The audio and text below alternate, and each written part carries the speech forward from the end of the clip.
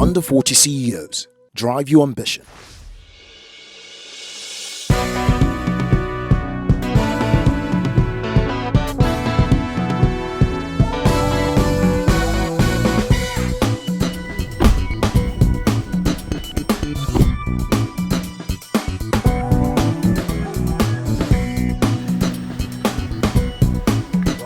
Under 40 CEOs Drive Your Ambition. My name is Bada Akintunde Johnson, and today I have the absolute privilege and the awesome honor of driving my mentor, Mr. Rotimi Pedro. How you doing, Bada? It's always a pleasure joining you on any project that you're on. I'm so happy to have you on this drive, sir. For the benefit of those who are watching, who may not know who you are, I'd like that you introduce yourself. Well, okay, I'm Rotimi Pedro. I'm the CEO and chairman of a new media venture called the Afro Sports Network. It's a Pan-African media initiative that sets to launch the first subcontinental free-to-air sports channel.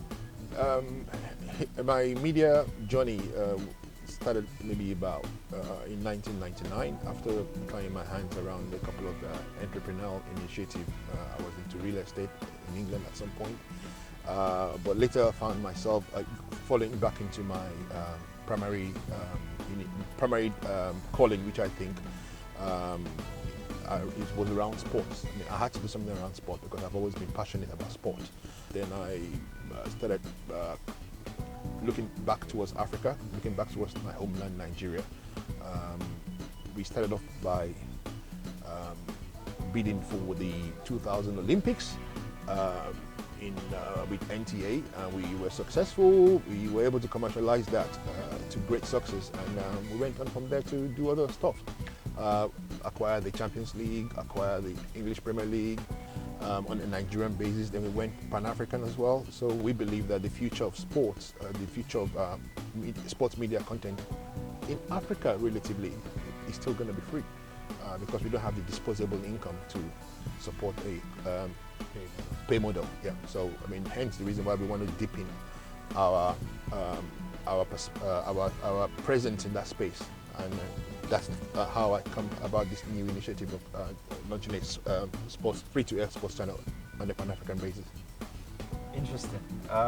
Looking back now, for me, I remember the first time I heard about you. Yeah. I was at Galaxy Television, okay. As a presenter and a producer. Interesting. Of sports. Yeah. And then we used to link up for the Champions League games. Exactly. And the analysts will come from outside. That's correct. Yeah. And so I was curious to know what company was responsible for that. Yeah. I wanted to be a lot more involved in that beyond Galaxy. That was the very first time I heard the name Rotimi Pedro mentioned.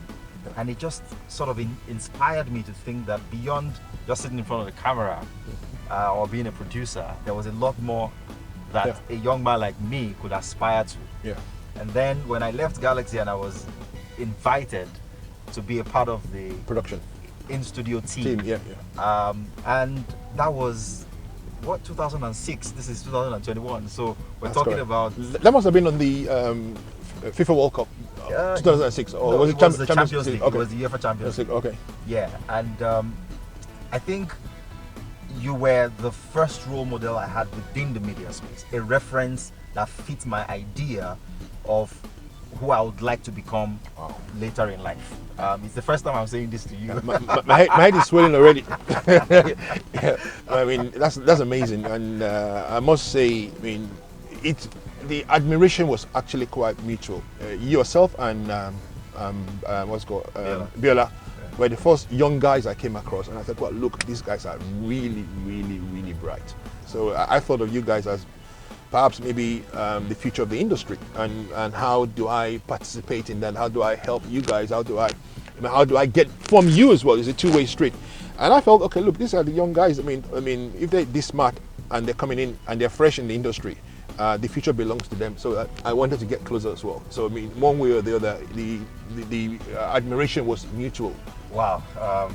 It's such, thinking about it now, it's such a great story to think that you thought highly of us enough to want to associate with us. Absolutely.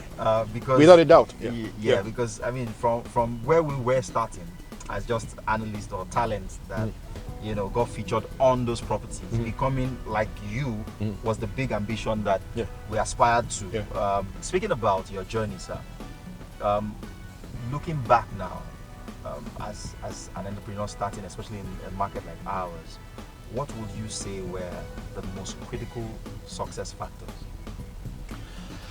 Wow. Okay. I mean, I always have these 3 P's that I more or less, and maybe I've added an F now, is passion, principle, and providence. I mean, that I pay for it. I mean, that God sustains my passion in whatever I do and keep making me principled and pray for providence, being at the right place at the right time. I think those are the key critical factors. And I mean, lately I've been adding the F in terms of focus. I mean, and that's perhaps maybe is the most defining factor in my own journey. And the only way I could have sustained the focus was the passion I had for it. Focus meaning that, okay, no matter what you're going through in your journey, in that entrepreneurial journey, you always remain true to what you believe in, what made you start that journey in the first place. So I think perhaps the F part of it is perhaps the most critical part of it in terms of being focused in whatever you do. For I knew I wanted to do media. I knew I had passion for sport. And the only reason why I even maybe went into entertainment media in terms of the Idols, X Factor, and Nigeria's Got Talent that we produced in Nigeria here, was principally because I wanted to diversify the portfolio. So in terms of giving direct advice to young people out there, especially those who have ambitions to play within the media space, from a knowledge standpoint, what must they know that can prove the difference, especially within the current market realities? What are the critical things that they must know? I think one of the key learnings for me is that we realize that media is a passion game. You need to separate 2 things. You need to separate the passion side, the creative side of you, from the entrepreneurial side. And you need to, if you can get somebody else to manage that entrepreneurial side, albeit well. If somebody that has an accountant, a finance, a CFO that understands the dynamics, business very well, and you focus on the creative, or if you have the head for the finance part, let somebody else do the creative. It's always good to separate the 2, because sometimes you have a creative inspiration that not commercially sound, and you need to find somebody to actually reject that or bounce that off and say, okay, it's good, that'll be good. And second thing, I think it's important. It's a long haul. Media is a long haul as well. It's not. It's a marathon as opposed to a sprint. You would not come into profit quite quickly, and particularly if you want it as a lifestyle business that just pays the bills, then it might you might have the smash grab approach to it. But if you're in for a long haul, you always understand that the profit will not come easily. Media it's all about adoption. After the adoption, then you come into commercialization. But you need to grow the adoption, and it takes a while. 5 years, as what I think, is about the ideal period that you start expecting profit. And when they say start small in the media space, what does that mean? Does that mean starting off as a social media or digital media with a YouTube content creator and then building from there? Is that a potential, realistic path to becoming a media entrepreneur? Or what does that translate to now? When I started, I'm sure we didn't have the luxury of being able to start small. You just have to, either align with the big guys, the NTAs of this world or the AITs of this world, and make sure you offer value to them and create a business out of that. That's how we started. We offered acquisition value to all the terrestrial platforms. These days, you can't really start small. You have the liberalization of the social media space. That's liberalized media completely. If your content is compelling enough, then you might be able to get the audience, and you don't need the gatekeepers of the NTAs of this world or the AITs of this world. You can actually approach your audience directly and cultivate your adoption. through the organic way by social media. That's the difference. So yes, I mean, these days, I mean, there's convergence that helps people to start small, and but just make sure your content is compelling enough. Dalienda, that small young girl, is one that comes to mind, and how they've grown.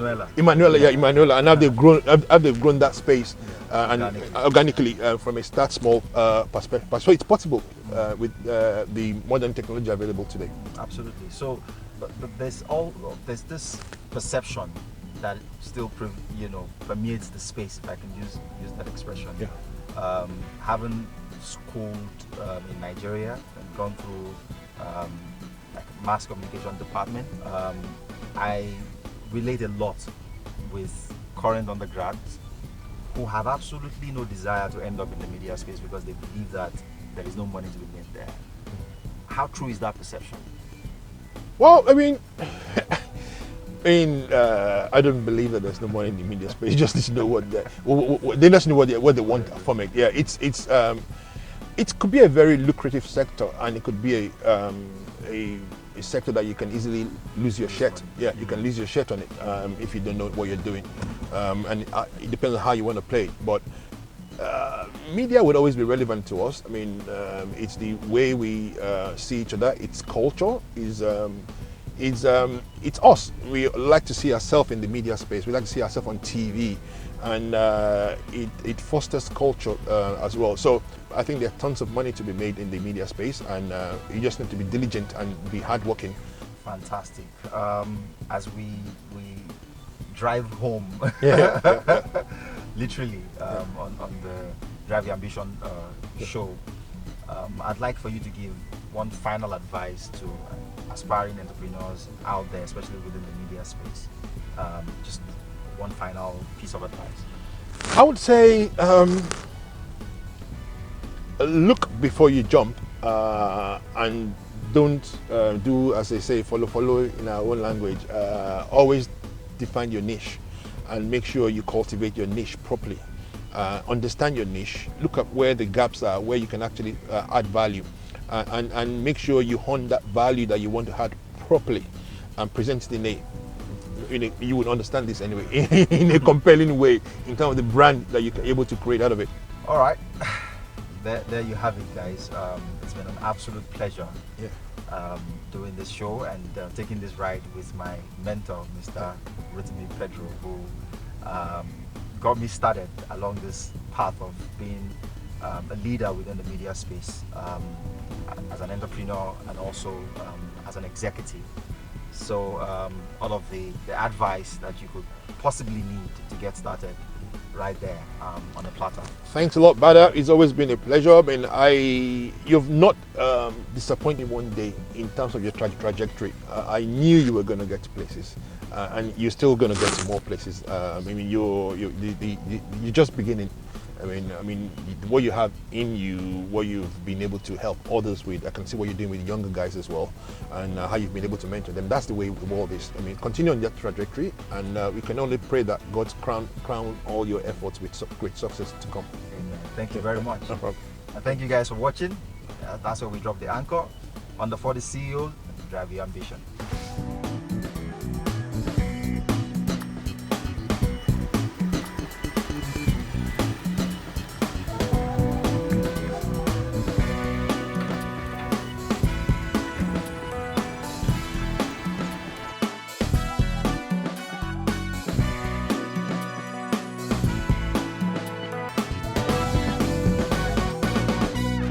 Under 40 CEOs, Drive Your Ambition, brought to you by Mitsubishi, shot on Samsung.